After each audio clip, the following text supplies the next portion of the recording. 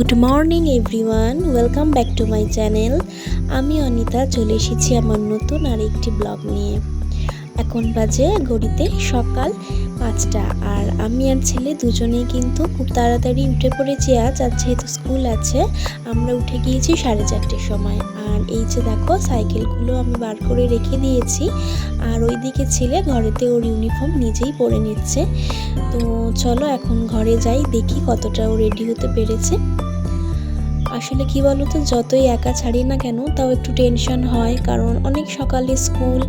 আর কি বলতো, এখনও তো অনেকটাই ছোট, আসলে ওর ওপর সবটা আবার ছাড়তে পারি না।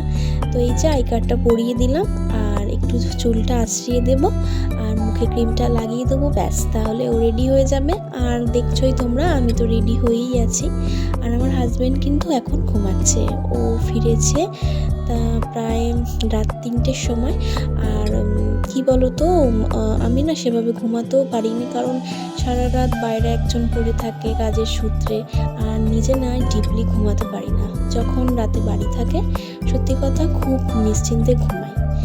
তো বলতে পারো সারা রাতই আজ রাত জাগা, কারণ 3টের সময় যখন এসেছে আমি উঠেছি, খেতে দিয়েছি, আর সেই থেকে না ঘুম আসেনি।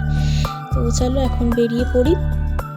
আর এই যে ছেলে এখন জুতোটা পরে নিচ্ছে, ওকে আজকের আর স্কুল শুটা পরায়নি, কারণ বর্ষাকাল পড়ে গেছে, আর বৃষ্টিতে না জুতো ভিজিয়ে ফেলে, আর পাটা সম্পূর্ণ ভিজে থাকে, ঠান্ডা লেগে যায়। আর এই যে এখন বেরিয়ে পড়ছি, আর এখন কিন্তু প্রায় 5:30টার মতো বেজে গিয়েছে, আর ওকে অটোয় তোলার সময়ও হয়ে গিয়েছে। আবার বেশি দেরি হয়ে গেলে অটো কাকু না ফোন করতে থাকে। আর এই যে আমরা পৌঁছেও গিয়েছি, আর ছেলে এখন দেখো অটোতে উঠেও পড়ছে। আর এই যে অটোতে বসেও গিয়েছে, আর বারবার করে বলে দিই জানো তো স্কুলের লেখাগুলো তুলে আনতে। আর এই যে অটো ছেড়েও দিল। তো চলো এখন বাড়ি যাই, বাড়িতে প্রচুর কাজ পড়ে আছে। সকালের সমস্ত কাজ কিন্তু আমি সেরে নিয়েছি, আর সেটা তোমাদের ভিডিও করে আর দেখানো হয়নি, খুব তাড়াহুড়োর মধ্যেই করেছি। আর এখন ভাত বসিয়ে দিয়েছি, আর এদিকে করে নিচ্ছি কুমড়ো আলুর তরকারি। আসলে প্রত্যেক দিন আলু সিদ্ধ দিয়ে দিই, ঘি বা বাটার দিয়ে খেয়ে নেয়, তবে প্রতিদিন তো আবার ঘি বাটার দেওয়া যাবে না, সে কারণে আজকের একটু নিরামিষ ঝোল করে নিলাম। আর ওদিকে তো হচ্ছে ভাতটা, আর একটু বাকি আছে, আর ঝোলটাও চাপা দিয়েছি। আর এদিকে মা চা দিয়ে দিয়েছে, চা আর পরোটা। তো সকালের চা আর বিকেলের চা মা কিন্তু নিজে করে, আর আমার জন্য 1 কাপ দিয়ে যায়। তো এই যে আমি এখন সকালে ব্রেকফাস্টটা করে নিচ্ছি। আর কাল রাতে না খেয়েছিলাম অনেক তাড়াতাড়ি, আর যার কারণে প্রচণ্ড খিদেও পেয়ে গিয়েছে। আর হাজব্যান্ড কিন্তু এর মধ্যে উঠেও গিয়েছে, সে গিয়েছে আবার স্নানে। অন্যান্য দিন হাজব্যান্ডের জন্য অন্য টিফিন বানিয়ে দিই সকালে, তবে আজকে আর ইচ্ছা করলো না। আজকে একেবারেই ভাত বসিয়ে দিয়েছি, ছেলে তো এসে যেমন ভাত খাবে, এছাড়া আমিও খেয়ে নেব ভাবলাম, আর হাজব্যান্ডকেও বলেছি আজকে ভাত খেয়ে নিতে। কয়েকদিন ধরে না শরীরটা খুব একটা ভালো যাচ্ছে না। আর এখন চাটা খেয়ে নিয়ে চলে এলাম বিছানাটা গুছিয়ে নিতে। ভাত এখনও একটু বাকি আছে, শক্ত রয়েছে, দেখে এলাম। তো ওটা ওদিকে হতে থাক। আর হাজব্যান্ডও কিন্তু স্নান সেরে চলে এসেছে, তাকেও একটা খেতে দেওয়ার তারা তো আছেই। ও পুজো দিয়ে নিচ্ছে, তো তার মধ্যে আশা করছি ভাতটা হয়েই যাবে। তার মধ্যে বিছানাটা তুলে নিই।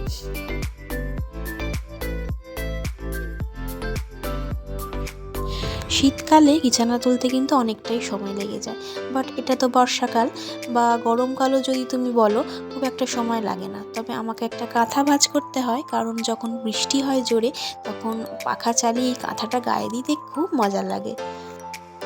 বিছানা তোলা এইমাত্র শেষ করে চলে এসেছি রান্নাঘরে, আর এখন দেখে নেব ভাতটার কী অবস্থা আছে। তো দেখে তো মনে হচ্ছে হয়েই গেছে, তবে এই চালটা একটু বেশি ফোটে, তো তাই একটু সময় লাগে। তারও আগে একটু দেখে নিই। আর হ্যাঁ, ভাতটা হয়ে গিয়েছে। তো চলো, আমার হাজব্যান্ডও রেডি হয়ে বসে আছে, ওকে ভাতটা দিয়ে দিই। আর এই যে ওর জন্য ভাতটা আমি ঢাকা দিয়ে রেখে দিলাম, ও খেয়ে নেবে, এখন একটু কাজ করছে সে কারণে। তো চলো ছেলেকে এখন নিয়ে আসি। আর ছেলেকে নিয়ে এই সবেমাত্র বাড়ি ফিরলাম। আর ওর খাওয়া দাওয়া হয়ে গিয়েছে, ও এখন ঘরে একটু টিভি দেখছে। আর হাজব্যান্ডও খেয়ে দিয়ে বেরিয়ে গিয়েছিল। আমি এখন বসে আনাজ কেটে নিচ্ছি। আজকে কি রান্না করব ভাবছিলাম, তাই সকালে চা খেতে খেতে আজকে করব কাঁকরোল ভাজা। তো কাঁকরোল ভাজা করে নেব, আর করব পটল আলু দিয়ে একটা তরকারি, আর করব উচ্ছে আলু কুমড়ো ভাজা। আসলে সোমবারটা আমি না একটু হালকার উপরেই কিন্তু রান্না করি। গতকাল তো গিয়েছিলাম বাপের বাড়ি, তো সেখানে মা মাংস করেছিল। তো কি বলো তো, রিচ খাওয়ার পর না আর ভালো লাগে না, একটু মনে হয় হালকা খাই। আর এই যে তোমাদের সঙ্গে গল্প করতে করতে দেখো আমার সমস্ত সবজি কাটা হয়ে গিয়েছে, আমি গুছিয়ে নিয়েছি। আর মশলাটাও বেটে এই যে রেডি করে রেখে দিয়েছি। রেগুলারের সব মশলা গুলে এক জায়গায় করেই রেখে দিয়েছি। তো চলো এখন রান্নাটা বসিয়ে দেবো। এখন কিন্তু দেখতে দেখতে 12টা বেজে গিয়েছে। তবে আমার হাজব্যান্ড আজকে দুপুরে খেতে আসবে কি না আমারও জিজ্ঞাসা করা হয়নি ওকে, আর ও আমাকে বলে যেতে ভুলে গিয়েছে। তো সে কারণে আমি আজকে নিজের আন্দাজ মতোই রান্না করে নিচ্ছি। যদি দুপুরে এসেও পড়ে তো ওর হয়ে যাবে, আর যদি নাও আসে রাতে খেয়ে নেবে। রান্নাটা ওদিকে বসিয়ে দিয়েছি, ওদিকে হচ্ছে। আর এদিকে সোফার উপরে কিছু জামা কাপড় এলোমেলো হয়ে পড়েছিল, তো সেগুলো এখন গুছিয়ে রেখে দিচ্ছি। আর সকালে আজকে প্রচুর কেচে নিয়েছি, সকালে যা ঝলমলে রোদ দিয়েছিল না, সকালে প্রচুর কেচে নিয়েছি। আর মোটামুটি এখন অর্ধেক শুকিয়েও গেছে, তো সেইগুলো এখন গুছিয়ে নিচ্ছি। আর ওদিকে রান্নাটাও চলতে থাকছে।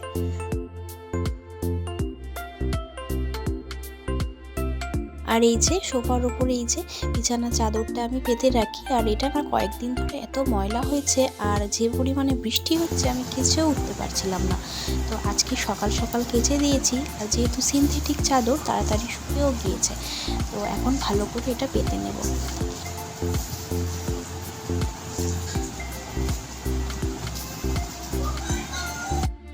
এইবার দেখো কত সুন্দর লাগছে না? এইভাবে সুন্দর করে যদি গুছিয়ে রাখা যায় ঘর দুয়ার, কিন্তু সত্যি খুব ভালো লাগে। ঘর যেমনই হোক না কেন গুছিয়ে রাখলে সত্যিই ভালো লাগে। আর এই যে জামা কাপড়গুলো এদিকে ভাঁজ করে রেখেও দিয়েছি। তো চলো এখন রান্নাটা আবার করে নিই। আর এখন চলে এলাম জামা কাপড় ভেজাতে। সকালে জামা কাপড় তো যা ছিল কাচা হয়ে গেছে, এটা কিন্তু আমার বাড়তি পাওনা। এটা হচ্ছে আমার ছেলের স্কুল ড্রেস, এটা প্রত্যেক দিন আমাকে কাচতে হয়। আর কেন বলো তো, কারণ এতটাই নোংরা করে নিয়ে আসে প্রত্যেক দিন, বিশেষ করে স্কুলের জামাটা, সেটা তো সাদা রঙের, এতটাই নোংরা করে নিয়ে আসে যে পরের দিন কিন্তু পরে ওটা পাঠানো যায় না। তো সেই কারণে প্রত্যেক দিনই কেচে দিতে হয়। আর এই যে এখন ভিজিয়ে আমি রেখে দেবো, আর রান্না হয়ে গেলে তারপর আমি কেচে মেলে দেবো। আর বাইরে যেহেতু মোটামুটি ভালোই রোদ রয়েছে, তো এখন ভেজানো থাক, একটু পরেই আমি কেচে নেব। আর ঘরের সমস্ত কাজ সারতে সারতে কিন্তু রান্নাটাও আমার এগিয়ে চলেছে। এখানে হচ্ছে উচ্ছে আলু আর কুমড়ো ভাজা, আর ওদিকে কাঁকরোল ভাজাও হয়ে গিয়েছে। তো চলো সেরে নিই। আর এই যে দেখো এখন বাজে দুপুর 1:30, আমার সমস্ত কিন্তু রান্না কমপ্লিট আগেই হয়ে গিয়েছিল। মা দিয়ে গেছিলো এই যে মাছের ঝোল, তোমাদের দেখালাম। আর এইদিকে ভাজাগুলো, আর এই যে আমার পটল আলুর তরকারি একটু ঝোল ঝোল করেই করলাম, দুবেলা যেহেতু হবে। তো এই যে এখন রয়েছে, থাক হাজবেন্ড এলে তারপর খাওয়া দাওয়া হবে। আর ছেলেকে চলো এখন খাইয়ে দিই। আর আজকে ভিডিওটা এই পর্যন্তই রাখছি বন্ধুরা, তোমাদের সঙ্গে দেখা হবে আমার আবার নেক্সট ভিডিওতে। সবাই ভালো থেকো, সুস্থ থেকো, আর আমার চ্যানেলটাকে প্লিজ সাবস্ক্রাইব করে দিও। টাটা।